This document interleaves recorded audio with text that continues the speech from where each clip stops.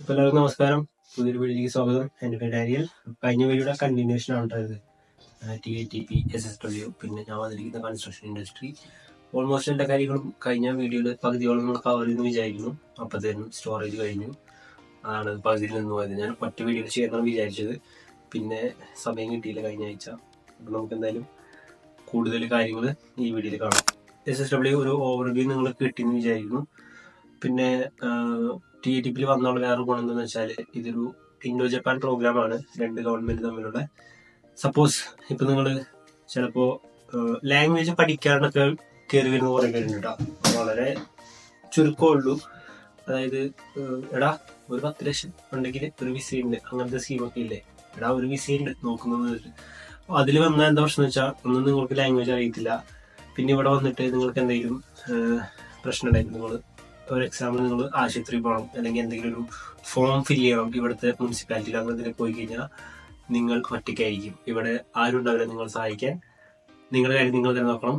അവരുടെ കാര്യം നോക്കി എല്ലാവർക്കും കൂടെ ജോലികളുണ്ട്, എല്ലാവരും തിരക്കിലായിരിക്കും. അതുകൊണ്ട് ആർക്കും വേറെ ആരും ഉണ്ടാവില്ല, നിങ്ങൾ ഒറ്റയ്ക്കായിരിക്കും.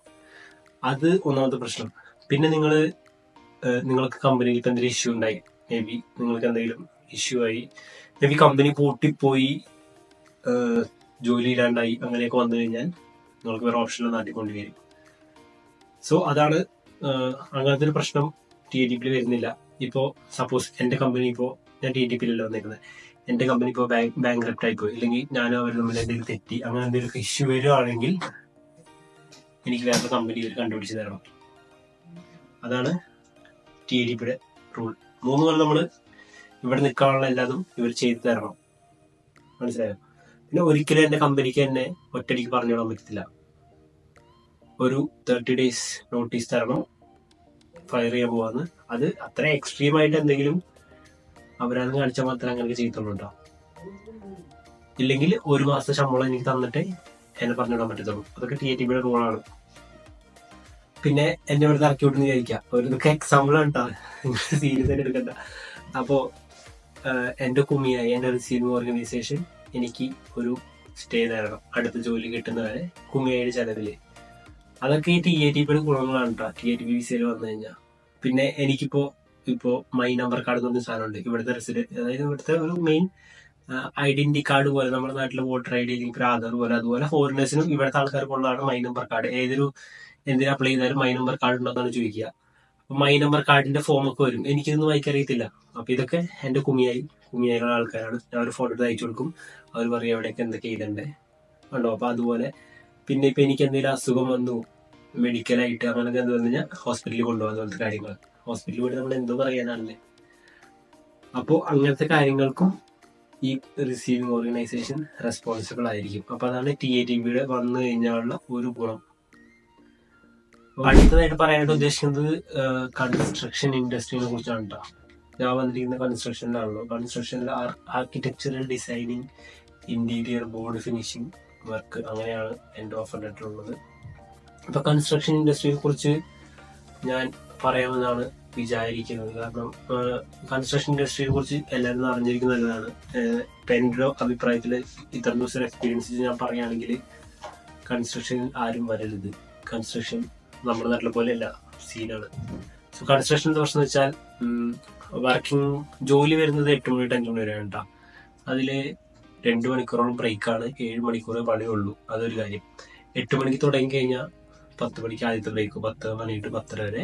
പിന്നെ 11:30 തൊട്ട് 12 മണി വരെ അടുത്ത ജോലി. പിന്നെ 12 to 1 ലഞ്ച് ബ്രേക്ക് ആണ്. ഇവിടെ 12 മണിക്കാണ് ലഞ്ച് ബ്രേക്ക്.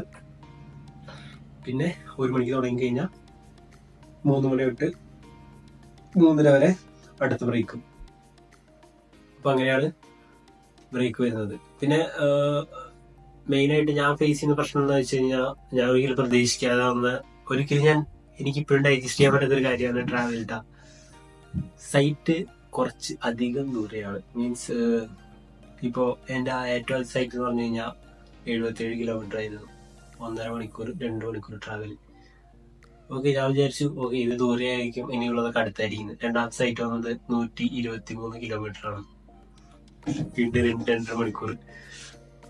സോ ഇപ്പോൾ സത്യം പറഞ്ഞു കഴിഞ്ഞാൽ പണിയെടുത്ത് ക്ഷീണിക്കുകയല്ല, യാത്ര ചെയ്ത് ക്ഷീണിക്കലാണ്. പിന്നെ ഈ പണിയുടെ ക്ഷീണവും യാത്രയുടെ ക്ഷീണവും കൂടി ആകുമ്പോൾ അത് വല്ലാത്തൊരു ക്ഷീണമാവും. പിന്നെ വീക്കിലി ഒരു ദിവസം ഓഫ് ഉള്ളൂ. അത് മാനേജ് ചെയ്യാൻ കുറച്ച് ബുദ്ധിമുട്ടായിരിക്കും. കൺസ്ട്രക്ഷൻ മൊത്തത്തിൽ എല്ലാവർക്കും ഇതൊക്കെ തന്നെയാണ് അവസ്ഥ. കാരണം ഞാൻ കൺസ്ട്രക്ഷൻ ഉദ്ദേശിക്കുന്നത് എന്റെ വർക്ക് മാത്രമല്ല കേട്ടോ. ഒരു കെട്ടിടത്തിൽ എന്തൊക്കെ പണി വരുന്നു, plumbing, door frame, electrical, carpentry, എല്ലാവർക്കും ഇതിനാണ് അവസ്ഥ. കാരണം ഞാൻ ഏത് സൈറ്റിൽ പോയാലും മുമ്പ് കണ്ടുപോയ മുഖങ്ങളാണ് പിന്നെയും വരുന്നത്. ഇവർക്ക് ട്രാവൽ ഒരു വിഷയമല്ല. ഏത് വെളുപ്പാങ്കാലത്തായാലും ഇവർ എഴുന്നേറ്റ് പോകും. സോ എന്റെ ഒരു പേഴ്സണൽ ഒപ്പീനിയൻ വെച്ചിട്ട് പണി കഷ്ടമായത് കൊണ്ടല്ല കേട്ടോ. പണി ഏത് പണിക്ക് വന്നാലും കഷ്ടമാണ്. ഭയങ്കരമായിട്ട് അറിയാലോ, പണിയെടുത്ത് ജീവിക്കുന്ന ആൾക്കാരാണ് ഇവര്. അപ്പൊ അതുകൊണ്ട് ട്രാവൽ ഇപ്പൊ ഡെയിലി ഇപ്പോഴത്തെ അവസ്ഥയിൽ എനിക്കൊരു 3-3.5 മണിക്കൂർ വെറുതെയാണ് ട്രാവലിന് പോകുന്നത്. സോ അതേസമയം നിങ്ങൾ വല്ല മാനുഫാക്ചറിങ്ങിലോ വല്ല ഫാക്ടറി വർക്കിലോ ലൈൻ വർക്കിലൊക്കെ വന്നു കഴിഞ്ഞാൽ നിങ്ങൾക്കൊരു 8 മണിക്കാണ് ജോലിയെങ്കിൽ നിങ്ങൾ ഒരു 7:30 പോയാൽ മതി. അടുത്ത അവിടേക്ക് അക്കോമഡേഷൻ. 5 മണിക്ക് കഴിഞ്ഞാൽ 5:30 വീടെത്താം. നിങ്ങൾക്ക് കൂടുതൽ ടൈം കിട്ടും. മനസ്സിലായോ? എന്നെ സംബന്ധിച്ചിടത്തോളം ഞാൻ രാവിലെ 6:30 കഴിഞ്ഞ ശേഷം നിങ്ങൾ ഇന്നത്തെ ഷോർട്സ് കണ്ടിട്ടുണ്ടാവും. ഓസൊക്കെയാണ് പണി. രാവിലെ 6:30 പോയി കഴിഞ്ഞാൽ 7-7:30 ഞാൻ തിരിച്ചെത്തുമ്പോൾ. പക്ഷെ എനിക്ക് അതില് പേയ്മെന്റ് വരുന്നത് 8 to 5. ഇനി OT ഉണ്ടെങ്കിൽ അതിന്റെ. അപ്പം 9 മണിക്കൂർ ഷിഫ്റ്റിന്റെ പൈസ മാത്രമേ കിട്ടുന്നുള്ളൂ. ഇത് കൺസ്ട്രക്ഷനിൽ എല്ലായിടത്തും ഉള്ളതാണ് കേട്ടോ. അപ്പോൾ കൺസ്ട്രക്ഷനിൽ വരുന്നവര് ഒന്നും കൂടി ആലോചിക്കുക. കൺസ്ട്രക്ഷനിൽ പണ്ടാറ വേക്കൻസിയാണ്. ചറ ഹയറിങ് നടക്കുന്നുണ്ട്. കൺസ്ട്രക്ഷനിൽ വരുന്നത് ഇതൊക്കെ അറിഞ്ഞിരിക്കുക. ഓക്കെ. എന്നോട് ഈ ട്രാവലിന്റെ കാര്യം ആരെങ്കിലും പറഞ്ഞിരുന്നെങ്കിൽ മേ ബി ഞാൻ വരത്തില്ലായിരുന്നു. കുറച്ചുകൂടി വെയിറ്റ് ചെയ്തിട്ട് അഗ്രികൾച്ചറോ അല്ലെങ്കിൽ മാനുഫാക്ചറിങ്ങോ അങ്ങനെ എന്തെങ്കിലുമൊക്കെ ഞാൻ വരത്തുള്ളായിരുന്നു. അപ്പൊ കൺസ്ട്രക്ഷനിൽ ഇപ്പൊ എനിക്ക് മെസ്സേജ് അയക്കുന്ന ഒരു 3-4 പേരാണെങ്കിൽ പോലും അവർ കൺസ്ട്രക്ഷൻ വരുന്നത് ഞാൻ പറഞ്ഞതൊക്കെയാണ് അവസ്ഥ. ഇനിയിപ്പോ അവരുടെ തീരുമാനം. ഇനിയിപ്പോ അവർ വന്നു കഴിയുമ്പോൾ അവരുടെ വിശേഷങ്ങളും കൂടി വരുന്ന വീഡിയോസിൽ ഞാൻ അറിയിക്കും. പിന്നെ അടുത്തതായിട്ട് കൺസ്ട്രക്ഷനിൽ ഇപ്പൊ കുറച്ച് കോണ്ടാക്ട്സ് അവിടെ ഇവിടെയൊക്കെ ആയിട്ട് അങ്ങനെ വിളിച്ചാൽ കുറച്ച് കൺസ്ട്രക്ഷനുള്ളവരായിട്ട് കോണ്ടാക്ട് കിട്ടിയിട്ടുണ്ട്. ഇതിലും ഭീകരമായ ഒരു ട്രാവൽ ഞാൻ കേട്ടത് വെളുപ്പിന് 4 മണിക്ക് പോയിട്ട് രാത്രി 12 മണിക്ക് തിരിച്ചു വന്നിട്ട് അങ്ങനെ ഒരു 8 മാസത്തോളം ചെയ്ത ഒരു പുള്ളിക്കാരൻ ഉണ്ടായിരുന്നു കേട്ടാ. മലയാളിയാണ്. അപ്പോ പുള്ളിക്കാരൻ സമ്മതിക്കണം. വെളുപ്പിന് 4 മണിക്ക് പോയിട്ട് രാത്രി 12 മണിക്ക് ഓവർ ടൈം എല്ലാം കഴിഞ്ഞിട്ട് എന്നിട്ട് 8 മാസം പിടിച്ചെന്നൊക്കെ പറഞ്ഞാൽ അതും ഈ പണിയുടെ ഇടയ്ക്കും സമ്മതിക്കണം. കാരണം ഇവരിങ്ങനെയാണ് ഭയങ്കര ഡെഡിക്കേറ്റഡ് ആയിട്ട് വർക്ക് ചെയ്യുന്നവരാണ്. അപ്പൊ നമ്മളും അങ്ങനെ വർക്ക് ചെയ്യണമെന്ന് അവരങ്ങനെയാണ്. ഞാൻ പണിയെടുക്കുന്നത്, നീ പണിയെടുക്കണം. ഓക്കെ, അതാണ് ഇവിടുത്തെ വർക്ക് കൾച്ചർ. അത് ഒന്ന് ട്രാവലിന്റെ കാര്യം. പിന്നെ ചില വളരെ റെയർ കേസിൽ എന്താ പറയാ, ഇന്റേൺസിന് മേത്ത് കൈവയ്ക്കുക, അടിക്കുക, ആട്ട് പിന്നെ എല്ലായിടത്തും ഉണ്ട്. ആട്ട് തെറിയൊക്കെ എല്ലായിടത്തും ഉണ്ട്. അതൊന്നും മൈൻഡ് ആക്കണ്ട. കാരണം ഇപ്പൊ ഞാൻ ഒരു എക്സാമ്പിൾ പറയുകയാണെങ്കിൽ എന്റെ കമ്പനിയിൽ മൊത്തം 14 സ്റ്റാഫാണ്. സൈറ്റിൽ പോണത്. ഓഫീസ് സ്റ്റാഫ് 2 പേരുണ്ട്. അവരെ ഇതുവരെ കണ്ടിട്ടില്ല. അവർ 9 to 6 ആണ്. ഈ 2 സമയത്തും ഞാൻ കമ്പനിയിൽ ഉണ്ടാകാറില്ല. അപ്പോ ആകെ 6 ജാപ്പനീസേ ഉള്ളൂ. പിന്നെ ഞങ്ങൾ 2 ഇന്ത്യയിൽ നിന്നുള്ള 2 ഇന്റേൺസ്, ഇന്തോനേഷ്യയിൽ നിന്ന് 2 ഇന്റേൺസ് ഉണ്ട്, തായിന്ന് ഒരു ഇന്റേൺ ഉണ്ട്, പിന്നെ തായിന്ന് ഒരു 3 SSW ഉണ്ട് കേട്ടോ. നെക്സ്റ്റ് സ്കിൽഡ് വർക്കർ, കൺസ്ട്രക്ഷനിലെ സ്കിൽഡ് വർക്കർ കാറ്റഗറി. അപ്പോ എത്ര പേരായി? 2, 4, 5, 8 പേരാണ് ഫോറിനേഴ്സ്. 8 foreigners, 6 Japanese. അതിലൊരാൾ പുതിയതാണ്. പുള്ളിക്ക് ജോലിയൊന്നും അറിയത്തില്ല. പുള്ളി വേറെ ഏത് ഫാക്ടറി വർക്കിന് കൊണ്ടുവന്നിരുന്നത്. പുള്ളി പഠിച്ചു വരുന്നേ ഉള്ളൂ.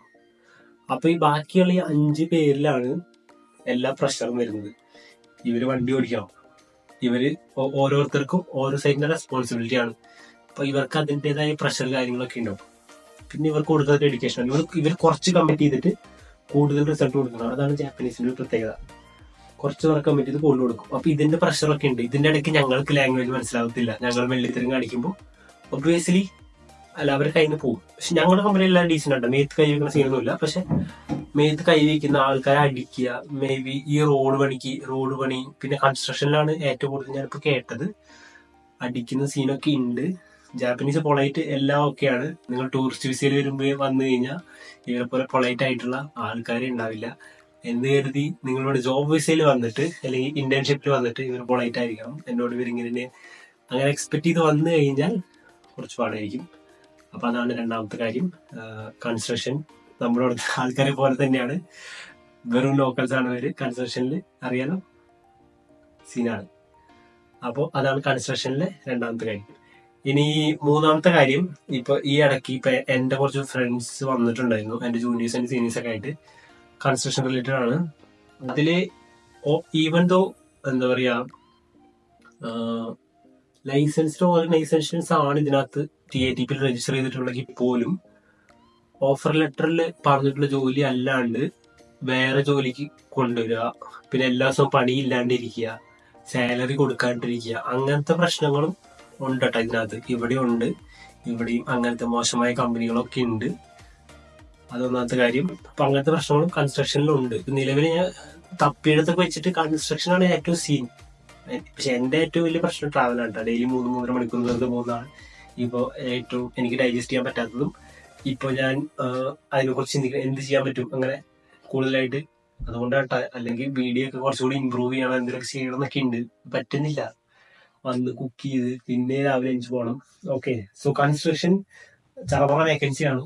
അപ്പോ പെട്ടെന്ന് കിട്ടും. അപ്പൊ അതുകൊണ്ട് ഒന്നുകൂടി ആലോചിക്കുക കൺസ്ട്രക്ഷനിൽ വരാൻ ആയിട്ട് നിൽക്കുന്നവര്. പിന്നെ ഈ സാലറിയുടെയും ജോലി വേറെ പറഞ്ഞ ഇഷ്യൂ പറഞ്ഞില്ല, അതൊക്കെ ശരിക്കും അവർ എസ്കലേറ്റ് ചെയ്ത് കഴിഞ്ഞാൽ കമ്പനിക്ക് ചിലപ്പോൾ ബാൻ വരെ കിട്ടാൻ ചാൻസ് ഉണ്ട്. ലൈസൻസ് ഒക്കെ റദ്ദാക്കാം. പക്ഷെ എസ്കലേറ്റ് അത് ഓരോരുത്തരുടെ ചോയ്സ് പോലെ. ഓക്കെ, സോ അതാണ് TATP ഞാൻ വന്ന വിശദീകരിക്കും. പിന്നെ കൺസ്ട്രക്ഷൻ SSW ഇപ്പൊ വ്യാപകമായ ഹയറിംഗ് ആണ് നടക്കുന്നത്. ഇപ്പൊ ഞാൻ എന്റെ എക്സ്പീരിയൻസ് എന്റെ കമ്പനിയിലത്തെ കാര്യം പറയുകയാണെങ്കിൽ SSW വിസ എന്ന് പറഞ്ഞിട്ട് എന്റെ കമ്പനിയിലുള്ള ഞാൻ ക്രാഫ്റ്റ്സ്മാൻ ട്രെയിനിങ്ങിലാണ്. അപ്പോൾ അവരെന്ന് പറഞ്ഞു കഴിഞ്ഞാല് അവര് JFT പാസ്സായവരോ SSWയുടെ കൺസ്ട്രക്ഷന്റെ സ്കില്ല് പാസ്സായവരോ അല്ല. അവര് 3 കൊല്ലത്തെ TATP കഴിഞ്ഞ് എക്സാം ഒന്നും ഇല്ലാണ്ട് ഡയറക്റ്റ് ആയിട്ട് SSW ക്ലിയർ ആയി വരണം. അപ്പൊ എന്റെ ഒരു കമ്പനി, എന്റെ ഒരു മുതലാളി വെച്ചാൽ പുള്ളി പണി അറിയാത്തവർക്ക് SSW എന്ന് പറഞ്ഞ് എടുക്കത്തില്ല. ഇപ്പോ നാട്ടിൽ നിന്ന് ഇപ്പോ കുറെ പേര് അങ്ങനെ പ്രൊമോട്ട് ചെയ്ത് അങ്ങനത്തെ എക്സാം എഴുതി വരുന്നുണ്ട്. അങ്ങനെ വന്നാൽ പോലും പണി അറിയാണ്ട് SSW വന്നു കഴിഞ്ഞാൽ എന്തായിരിക്കും അവസ്ഥ എന്ന് എനിക്ക് അറിയത്തില്ല. അപ്പോ അതും കൂടി നിങ്ങളൊന്ന് പരിഗണിക്കുക, ചിന്തിക്കുക. വന്നു കഴിഞ്ഞാൽ പിന്നെ ചാടലൊക്കെ ടാസ്ക്കാണ്. ജാപ്പനീസിന്റെ ഒരു കൾച്ചർ പ്രകാരം അവര് ലൈഫ് ലോങ് അവരുടെ ഫുൾ കരിയർ എടുത്തു നോക്കി കഴിഞ്ഞാൽ വല്ല 2 കമ്പനി 3 കമ്പനിയൊക്കെ അവർ മാറിയിട്ടുള്ളൂ. ഇവിടെ ലീവ് ചോദിക്കുക, റിസൈൻ ഇടാന്നൊക്കെ പറഞ്ഞു കഴിഞ്ഞാൽ എന്തോ വലിയ അവരാതാണ്. സോ ചാടലൊക്കെ പോസിബിൾ ആണെന്ന് ചോദിച്ചാൽ SSW പോസിബിൾ ആണ്. പക്ഷെ റിസ്ക് ആണ്. റിസ്ക് ആണല്ല, അത് എന്തോ ഒരു വലിയൊരു തെറ്റാണ്. അങ്ങനെയാണ് ഇവരുടെ കോൺസെപ്റ്റ്. പിന്നെ നമ്മൾ ഈ TATP നമ്മളൊക്കെ ആയിരിക്കും ഏറ്റവും ഷോർട്ട് പീരീഡിൽ ഒരു കമ്പനി വർക്ക് ചെയ്യുന്നത്, വെറും 3 കൊല്ലം. ഇവര് 10, 15, 20 കൊല്ലം, ചിലപ്പോൾ ഒരു വയസ്സായ അപ്പച്ചനൊക്കെ ഉണ്ട് കാർപ്പൻറ്ററുടെ വർക്കിനാണ് വരുന്നത്. പുള്ളിയൊക്കെ ഒറ്റ കമ്പനിയാണ് വർഷങ്ങളായിട്ട്. അതൊക്കെ ഇവരുടെ ജസ്റ്റ് നോർമൽ തിങ്സ്. കമ്പനിയോട് കടപ്പെട്ട് കമ്പനിക്ക് വേണ്ടി പണിയെടുത്ത് ഒരേ കമ്പനിയിൽ ഇരിക്കുന്നതാണ് ഇവരുടെ കൾച്ചർ. അതൊരു കാര്യം. അപ്പൊ അതും കൂടി ഒന്ന് പരിഗണിക്കുക. പിന്നെ വരുന്നത് കൺസ്ട്രക്ഷൻ ആയാലും ഏതൊരു ഫീൽഡായാലും ഇപ്പൊ നമ്മൾ യൂസ് ചെയ്യുന്ന സാധനങ്ങളില്ലേ, ബോർഡ്, പിന്നെ അങ്ങനത്തെ അലുമിനിയത്തിന്റെ പൈപ്പുകളില്ലേ, ലൈറ്റ് ഗേജസ്, റണ്ണർ, സ്റ്റാർട്ടർ എന്നൊക്കെ ഞാൻ ഓരോ വീഡിയോയിൽ പറയാറില്ലേ. ആ സാധനങ്ങൾ ഓൾമോസ്റ്റ് ആദ്യത്തെ ഒരു റൗണ്ടിനുള്ളത് ഓൾമോസ്റ്റ് സൈറ്റിൽ ഉണ്ടാവും. അതിന്റെ ലോഡിങ്ങിന്റെ ആൾക്കാരൊക്കെ വരും. പിന്നെ തീരുന്നതിനനുസരിച്ച് പിന്നെ കുറച്ചൊക്കെയാണ് വരുന്നതെങ്കിൽ പിന്നെ നമ്മൾ തന്നെയാണ് അത്. നമ്മൾ ക്രാഫ്റ്റ്മാൻ ആണെങ്കിൽ പോലും നമ്മുടെ സാധനങ്ങൾ കയറ്റുന്ന ഇറക്കുന്നത് നമ്മൾ തന്നെയാണ്. അപ്പൊ ചില ദിവസങ്ങളിൽ ലോഡിങ്ങിന്റെ പണിയുണ്ട് ഓൾമോസ്റ്റ്. അപ്പോൾ ബോർഡ് എന്നൊക്കെ പറഞ്ഞു കഴിഞ്ഞാൽ ഒരു 10-200 ബോർഡൊക്കെ ഇറക്കി കഴിഞ്ഞപ്പോൾ തന്നെ അടപ്പ് തെറിക്കും. അപ്പോൾ ഇതുപോലത്തെ ഏതാണെങ്കിലും ഇപ്പൊ ഡോർ ഫ്രെയിം ഇൻസ്റ്റാളേഷൻ എന്ന് പറഞ്ഞിട്ടാണെങ്കിലും ഓഫർ ലെറ്ററിൽ ഡോർ ഫ്രെയിം ഇറക്കുന്നതും കൊണ്ടുവന്ന് വെക്കുന്നതും 4 ഫ്ലോർ 5 ഫ്ലോർ ഒക്കെ ഇടുന്നതും എല്ലാം നിങ്ങൾ തന്നെയായിരിക്കും. ഇപ്പൊ TATP SSW കൺസ്ട്രക്ഷനിൽ വരുന്നത് നിങ്ങൾ ഇതൊക്കെ കൂടി പരിഗണിക്കുക. പിന്നെ ഒരു സൈറ്റ് പണി മൊത്തം കഴിയും. അപ്പൊ പിന്നെ അവിടെ എന്തായാലും കുറെ സാധനങ്ങൾ ബാക്കിയുണ്ടാവും. അത് ഫുള്ളും ട്രക്കിൽ കയറ്റി തിരിച്ച് കമ്പനി കൊണ്ടുവന്ന് കമ്പനിയിൽ ഇറക്കുന്നതും നിങ്ങൾ തന്നെയായിരിക്കും. ഓക്കെ, ഇതിനൊന്നും നിങ്ങൾക്ക് അഡീഷണൽ പേയ്മെന്റ് ഇല്ല. ഇത് പാർട്ട് ഓഫ് ദി ജോബാണ്. ഓക്കെ, സോ ഇതൊക്കെ നിങ്ങൾ മനസ്സിലാക്കുക. അപ്പോ ബോർഡൊക്കെ എടുത്ത് 4 ഫ്ലോറൊക്കെ കയറ്റുക എന്ന് പറഞ്ഞാൽ അത് 200 ബോർഡും 100 ബോർഡൊക്കെ വരുന്ന ദിവസം ബോർഡ് കുറച്ച് ടാസ്ക് ആണ്. പിന്നെ ഈ ട്രാവൽ കൂടി ആവുമ്പോൾ എക്സോസ്റ്റഡ് ആവും. പിന്നെ പിറ്റേ ദിവസം വീണ്ടും എണിച്ച് പോകണം. ഓക്കെ, അപ്പോൾ അതും കൂടി പരിഗണിക്കുക. അപ്പോൾ എൻ്റെ ഒരു പേഴ്സണൽ ഒപ്പീനിയൻ പറയുകയാണെങ്കിൽ കൺസ്ട്രക്ഷനിൽ ഒരാളും ഇനി വരരുത്. കേരളത്തിൽ നിന്ന് ഇതൊക്കെ അറിഞ്ഞിട്ടും വന്നു കഴിഞ്ഞാൽ 3 കൊല്ലം അറിയാലോ. നിങ്ങൾക്ക് കമ്പനി മാറാം, ഇൻഡസ്ട്രി മാറാൻ പറ്റത്തില്ല TATP വന്നു കഴിഞ്ഞാൽ. ഇല്ലെങ്കിൽ നിങ്ങൾ നാട്ടിലേക്ക് തിരിച്ചു കൊണ്ടുവരും. ഇത്രയും പാട് കഴിച്ച് നിങ്ങൾ വന്നു കഴിഞ്ഞാൽ പിന്നെ നാട്ടിലേക്ക് പോകാന്ന് പറഞ്ഞാൽ നിങ്ങൾ ഈ കഷ്ടപ്പെട്ടതും ലാംഗ്വേജ് പഠിച്ചതും എല്ലാം വെറുതെ ആയിരിക്കും. TATP വൺസിന്റെ ലൈഫ് ടൈമാണ്, ഒരിക്കലേ ചെയ്യാൻ പറ്റത്തുള്ളൂ. SSW അങ്ങനെയല്ല, എന്നാലും ചാടലൊക്കെ ടാസ്ക് ആണ്. അപ്പോൾ ഇൻഡസ്ട്രീനെ കുറിച്ച് അറിഞ്ഞിട്ട് വരിക, ഈ ട്രാവല്, പിന്നെ കമ്പനി വന്ന് ലോഡിങ് അൺലോഡിങ്, പിന്നെ അവർ കുറച്ച് നേരം കഥ പറഞ്ഞ് നിൽക്കും, 1/2 മണിക്കൂർ സിഗരറ്റൊക്കെ വെച്ച് നമ്മൾ വെറുതെ അവിടെ നിൽക്കണം, ഒരുമിച്ച് കയറാൻ പറ്റത്തുള്ളൂ. സോ അതൊക്കെ ഇവരുടെ വർക്ക് കൾച്ചറിന്റെ ഭാഗമാണ്. അതും കൂടി നിങ്ങൾ പരിഗണിക്കുക. ഇതൊക്കെയാണ് കൺസ്ട്രക്ഷനിലെ അവസ്ഥ. പിന്നെ ട്രക്ക് ഡ്രൈവർ എന്നൊക്കെ പറഞ്ഞിട്ട് കുറെ വേക്കൻസി ആയിട്ട് കുറച്ച് പേര് എനിക്ക് മെസ്സേജ് ഇട്ടിട്ടുണ്ടായിരുന്നു, 2-3 പേര്. അപ്പൊ ഞാനിപ്പോ കണ്ടെടുത്തോളം ഇപ്പൊ എന്റെ സൈറ്റിലില്ലേ, ഇപ്പോ ഞാൻ വേറൊരു ജാപ്പനീസ് വീഡിയോ കണ്ടോണ്ട, ഡ്രൈവർ തന്നെയാണ് സാധനം മൊത്തം വണ്ടി കയറ്റുന്നതും എല്ലാം ചെക്ക് ചെയ്യുന്നതും സൈറ്റിൽ കൊണ്ട് ഇറക്കുന്നതും ഡ്രൈവർ തന്നെയാണ്. ഇപ്പൊ കാർപ്പൻറ്ററുടെ വർക്ക് പറഞ്ഞില്ലേ, വയസ്സായ അപ്പച്ചന്മാരുണ്ട്. ഞാനിപ്പോ ഇബരാക്കി എന്ന് പറഞ്ഞ സൈറ്റിൽ വർക്ക് ചെയ്യുമ്പോൾ, സോ അപ്പച്ചന്മാരെ കൊണ്ട് ലോഡ് ഇറക്കാൻ പറ്റത്തില്ല. ഞങ്ങളുടെ കമ്പനിയിലല്ല, ഞങ്ങൾ ചെറുപ്പക്കാരെ തൊട്ട് ഞങ്ങൾ തന്നെ എല്ലാവരും കൂടി ഇറക്കുന്നത്. അപ്പച്ചന്മാരെ കൂടെ ഇറക്കാൻ പറ്റില്ല. ഈ ഡ്രൈവർ ഒറ്റയ്ക്കാണ് ഈ അപ്പച്ചന്മാരുടെ എല്ലാ സാധനങ്ങളും ഇറക്കുന്നത്. സോ ഡ്രൈവർ എന്ന് പറഞ്ഞാൽ പോലും ഇപ്പൊ ഒരു വെസ്റ്റേൺ, കാനഡയിൽ ഇപ്പൊ എന്റെ ഒരു ഫ്രണ്ട് ഉണ്ട്, അവൻ പറഞ്ഞതെന്ന് വെച്ച് കഴിഞ്ഞാൽ അവനൊന്നും അറിയണ്ട, അവൻ മറ്റേ പോകുന്നു, എഞ്ചിൻ കൊണ്ട് പോകുന്നു, ട്രെയിൻ മറ്റേ ബോഗി ഘടിപ്പിക്കുന്ന പോലെ ട്രക്കിന്റെ കണ്ടെയ്നർ ഘടിപ്പിക്കുന്നു, അവൻ പോകുന്നു, എവിടെ എത്തിക്കണമെന്ന് വെച്ചാൽ അവിടെ കൊണ്ട് ഇടുന്നു, അവൻ പോകുന്നു. വേറെ ഒന്നും അവൻ അറിയേണ്ട കാര്യമില്ല, അതിനകത്ത് എന്താണെന്ന് അവൻ അറിയേണ്ട കാര്യമില്ല. സോ അതുപോലെയല്ല ഇവിടെ കയറ്റുന്നു, ഇറക്കുന്നു, ഇതൊക്കെ നിങ്ങളായിരിക്കും. ടൈമിങ്സ് ചിലപ്പോൾ 8 മണിക്കൂർ എക്സീഡ് ചെയ്ത് പോകും. സോ അതുകൂടി പരിഗണിക്കുക. പിന്നെ തെറ്റി. സോ ഇതൊക്കെ വെച്ച് നോക്കുമ്പോൾ ഒരു മാനുഫാക്ചറിങ് അല്ലെങ്കിൽ ഒരു ഫുഡ് പ്രോസസ്സിങ്, അതുപോലത്തെ ഒരു ഫാക്ടറി ജോബ് അല്ലെങ്കിൽ അഗ്രികൾച്ചർ, അങ്ങനെ എന്തെങ്കിലും, എന്തായാലും എല്ലായിടത്തും പണി ഉണ്ടാവും കേട്ടോ. പണിക്കൊരു ക്ഷാമമില്ല. പക്ഷെ കുറച്ചുകൂടി ടൈം കിട്ടുന്നതും, പിന്നെ സമയം കഴിഞ്ഞാൽ നമുക്ക് ഇറങ്ങിപ്പോ പഞ്ചവട്ടിയിൽ ഇറങ്ങിപ്പോവാ, ട്രാവൽ ഇല്ല, ആരെയും ബോധിപ്പിക്കണ്ട. സോ അങ്ങനത്തെയൊക്കെ നമ്മൾ കൂടുതലും കൺസ്ട്രക്ഷൻ ഒഴിവാക്കാനാണ് ഞാൻ പറയത്തുള്ളൂ. സോ ഇതെന്റെ ഒപ്പീനിയൻ ആണ്. ഇനിയിപ്പോ കൺസ്ട്രക്ഷനിൽ ആരെങ്കിലും കിട്ടുകയാണെങ്കിൽ അവരുടെ വിശേഷങ്ങൾ ഞാൻ വരുന്ന വീഡിയോസിൽ അറിയിക്കാം. കാരണം ഇപ്പോ എന്റെ സ്കൂളിൽ പഠിച്ച പിള്ളേരാണെങ്കിലും, ഇപ്പൊ ഞാൻ ഏറ്റവും ആദ്യത്തെ എൻ്റെ ഒരു മാസത്തെ അവസ്ഥ ഞാൻ പറഞ്ഞുതരാം. രാവിലെ 6:15 പോണായിരുന്നു, 7-7:45 സൈറ്റിലെത്തും. ഓക്കെ, അപ്പൊ എന്റെ ഫിലിപ്പീൻസിൽ ഇന്റർനാഷണൽ അവർ പിള്ളേർ അവര് എണിച്ചിട്ട് പോലും ഉണ്ടാവില്ല. 8:30 പണിയുള്ളവര്, ഞാൻ അപ്പോഴും സൈറ്റില്. 5-5:30 ആകുമ്പോൾ അവർ തിരിച്ചെത്തും, ഞാൻ അപ്പോഴും സൈറ്റില്. ആദ്യത്തെ ഒരു മാസം 12 ഓവർ ടൈം ആയിരുന്നു കേട്ടോ, 2 മണിക്കൂർ 3 മണിക്കൂറൊക്കെ. അപ്പൊ 7 മണി 8 മണിക്ക് പണി കഴിഞ്ഞിട്ട് 9 മണി 10 മണി ആയിരുന്നു. പിറ്റേ ദിവസം വീണ്ടും 6:15 പോകണം. അപ്പോ അതൊക്കെയായിരുന്നു അവസ്ഥ ആദ്യത്തെ ഒരു മാസം. പിന്നെ നമുക്കൊരു റിസീവ് ഓർഗനൈസേഷൻ ഉണ്ട്, ഞങ്ങളെ വിളിച്ചിട്ട് പറഞ്ഞു പറ്റത്തില്ല, ബുദ്ധിമുട്ടാണെന്ന് പറഞ്ഞു.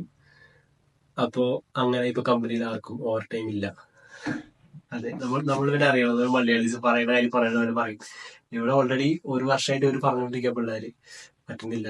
പക്ഷെ അവര് പറയുന്നതല്ലല്ലോ നമ്മൾ കൊട്ടാനെടുത്ത് കറക്റ്റ് എടുത്ത് കൊട്ടും. ഓക്കെ, അപ്പോ അങ്ങനെ ഓവർ ടൈം ഇല്ല. പിന്നെന്താണ്, ഇതൊക്കെയാണ് നിങ്ങൾ അറിഞ്ഞിരിക്കേണ്ട കാര്യങ്ങൾ. എല്ലാം ഞാൻ കവർ ചെയ്തെന്ന് വിചാരിക്കുന്നു. എന്തെങ്കിലും മിസ്സായിട്ടുണ്ടെങ്കിൽ ഞാൻ അടുത്ത വീഡിയോയിൽ പറയും. Okay, thank you for watching. Happy Easter.